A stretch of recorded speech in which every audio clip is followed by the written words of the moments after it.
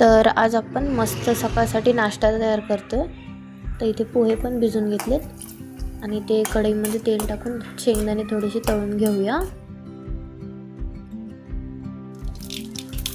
आता त्याच तेलात जिरे, कापलेला कांदा टाकूया.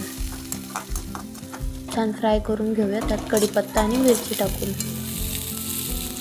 मीठ, हळद.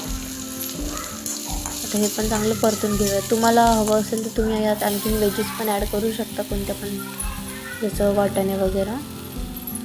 आता भिजत घातलेले पोहे आणि शेंगदाणे टाकूया, ते तळून घेतलेले, आणि छान परतून घेऊया. आणि वरून कोथिंबीर पण टाकूया.